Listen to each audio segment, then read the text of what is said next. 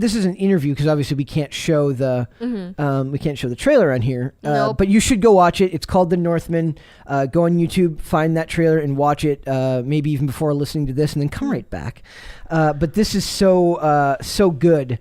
And we'll go through parts of this article, and we'll talk about why. I mean, yours, like you said, you love Nordic culture, so like that.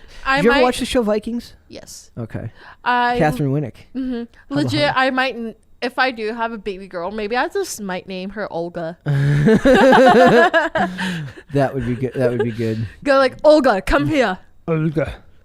Okay, so this is the Northman director Robert Eggers on his Vikings Hamlet epic. It says the first trailer for the Northman, an upcoming Viking epic from director Robert Eggers, debuted today, giving audiences their first look at the next ambitious project from the filmmaker behind The Witch and The Lighthouse. Alexander Skarsgård, Anna Taylor-Joy, Nicole Kidman, Ethan Hawke, Claes Bang, Claes, I'm assuming that's Bjork. Is that Bjork the musician? I don't think so. Wait. Let me Google it. You should go. In fact, before we're gonna go on the fly here, and I'm gonna look this up. I was gonna search it up, but yeah, you search it up then. Well, then I can look it up on here and see if that's who that is. So we're like cutting the article off here. Sorry, guys. I want to look and see if this is Bjork. Oh yeah. It's the musician. Oh yeah. Dude, I'm hungry. That is not really what we were thinking you were into. Sorry, I'm looking at Hello Kitty things. Yep. Again. Do you know how... Come on. Do you have like an hour a day? I need your attention, woman. Can you just pay attention? I did. I helped you with the Island Boys. I have proven it is a proven fact that multitasking does not work. Yeah, it does. No, it does not. I'm talking to you while scrolling down. She's lying. Doesn't work. No, it does work. Like, have you seen the research between men and women? She's lying. It's wrong. Fake news, propaganda. Well, okay. I agree with you. Human beings naturally can't multitask. But you cannot. Women may be better at it than men, but nobody can do two things as well as they can do one thing after the other. So you will always do two things slightly worse than you will if you just did one and then the other. Oh my task. God, we should do this as a challenge on Cast Castle. Let's not.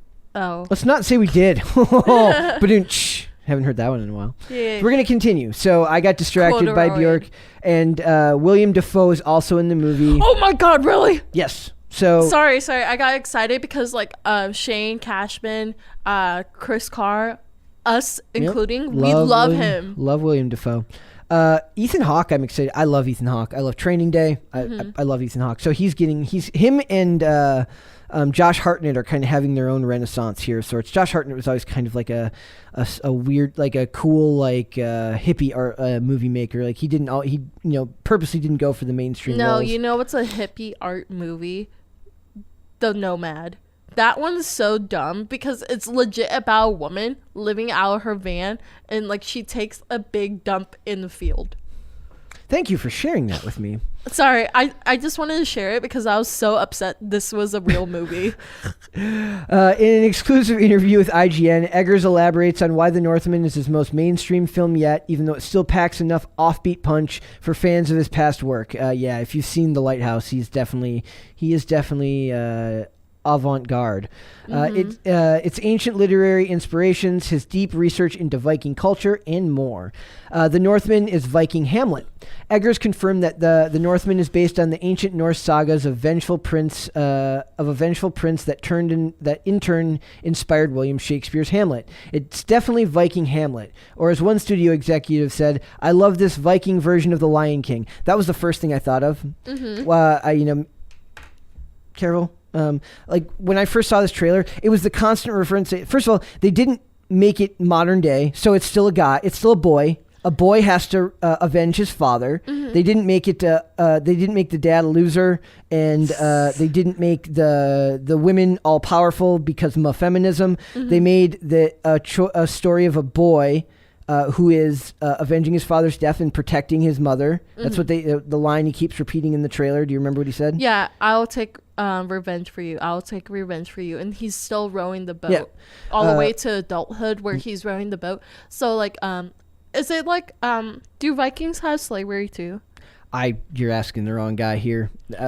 Because like, because like I know ancient Egyptians, like they had people in the bottom of the boat like rowing. I think Vikings had it too. So he's like in the bottom. They have Viking funerals. Oh my god, I want a Viking funeral. I want to be burned alive like that. We talked about it. Yes, you wouldn't be alive. You would be dead. Shh. That's what you think. So it says, honestly, I didn't know a lot about it. It says, well, Eggers grew up the son of a Shakespeare professor. Wow.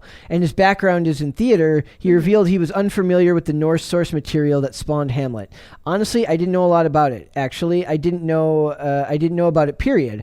Honestly, basically, Alexander Skarsgård and I had lunch, and he said he'd been wanting to make a Viking movie and was developing Viking movies for some time, trying to get something to happen. And I said I had an idea for a Viking movie. I didn't really have an idea for a Viking movie. I had an ending, and I knew I wanted it to be a revenge movie. And then I thought, well, Hamlet is a great revenge story. And then all of a sudden I realized, oh my goodness, Shakespeare was inspired by Saxo Grammaticus. Mm-hmm. And the story in that story is an Old Norse story, and so that led me to writing a treatment based on that. And very quickly, 2 years later, we were going into production. So they kind of put right here like a bunch of stuff that God bless you or bless you. Sorry, I had a hiccup.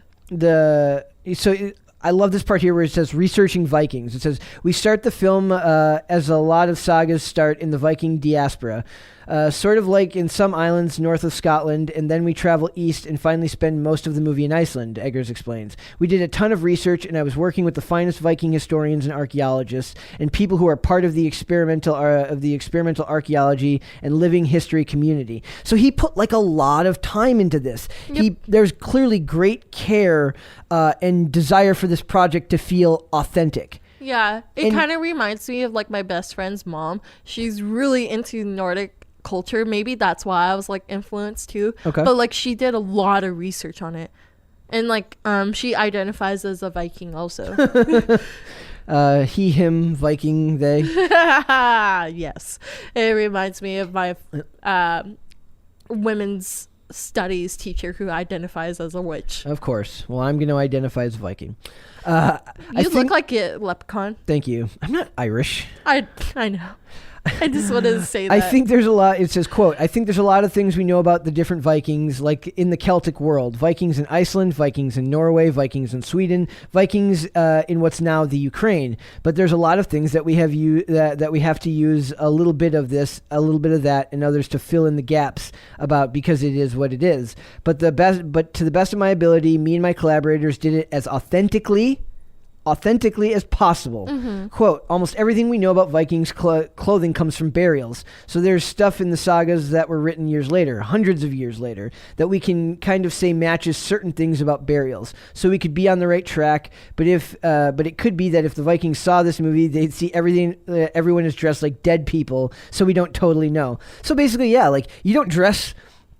you don't what you wear to your funeral, what you're buried in is not necessarily they're not going to bury me, I'm sure, when I'm buried. They're not going to bury me in a cardigan and a white tee and sweatpants. Mm-hmm. Well, they might, who knows? Maybe like, that's all Brett ever wore. So, they're like, he doesn't look good in a suit and tie. Yeah, well, I'm joking. I think you do. Everyone could look good in this. Yeah. But there's basically like formal attire, right? Mm-hmm. So like the Viking edition of formal attire back then. And then basically there's just a lot that I like this topic right here from the interview. It says, the thinking man's Conan movie. The trailer for the Northman shows Hamlet dueling at a volcano. Eggers, who described himself as a kid who grew up watching Star Wars and Spielberg movies, is aware that some Star Wars fans may see shades of Anakin Skywalker and Obi-Wan Kenobi's climactic duel from the Revenge of the Sith in this fiery battle sequence. Much to his chagrin, it would seem. Quote, it's not an homage to that, and if anything, anytime I think about it, it kind of makes me queasy, but I'm sure it's going to happen. It's all good, Eggers said of the similarities. So like he's like, I didn't mean to make it like that. Mm-hmm. In fact, he probably feels nervous being a director, being compared to such highly praised films and scenes. Mm-hmm. So there's probably too many nods to Conan in The Northman because I watched it so much as a kid. It was a seminal film for Son as well, Eggers said. I've definitely joked that it's like Conan the Barbarian meets Andrei Rublev. I think neither Milius nor Tarkovsky would have liked this movie. going on from A24 to Focus. Okay, so there's talking about distribution. Basically what resonated with me about this trailer in this movie is, first of all, it's unapologetically like not mainstream Hollywood. It doesn't have the glitz and shine that your average Hollywood blockbuster does. It feels dark and very, very tonally significant. Like when you're watching it, you're not watching something that feels disposable. You're watching something that has weight to it. Yeah. The violence is beautifully shot. And all of the art design, at least from what we can see in the trailer, really fits a consistent tone. Like it's beautiful. Like it's violent but beautiful, and I'm really excited about that. I don't know, because like for me, I'm just really excited for it. Like anything that's violent, I want to see it. The first thing I thought of was was The Lion King. That was Hamlet? that was the first thing that came to mind. I mean, because it's based on Hamlet. Yeah, we're but Hamlet's not the first thing that comes to my mind because I'm not a Shakespearean scholar. Oh. But I do understand that that's where so much of art is based on, is these stories, right? So the first thing that's going to come to your mind is maybe the most culturally significant work from your age, and and as a kid for me that was The Lion King. Oh really? Well, I like The Lion King, but I love Hamlet more. Well, aren't you just hoity-toity and uppity? Hoity-toity. Well, like I had a phase where I wanted to read more Shakespearean poetry. I can't see you reading Shakespeare. I love Midsummer Night's Dream. Oh, I love that. We learn something new about Miracle every day. Yeah, so I have 2 copies. One is a Sparks Notes translation for. It had the original poem and the translation on the side. And then I had the original book that we had to buy because my English teacher, she didn't want us to have the Sparks Notes one. So I had... I forgot about Sparks Notes. Yeah. So I had the original one and she wanted us to write the translation. So like every time we read a paragraph, she was like, what do you interpret it as the meaning for it? So the whole time I'm writing with like erasable ink, like what it means. Like I had the original book in California. Like you can see how much I wrote into it. Yeah. I just love Shakespearean stuff. Then this movie's going to be right up your alley, I think. Because like it has romance. This is the only time I really like romance.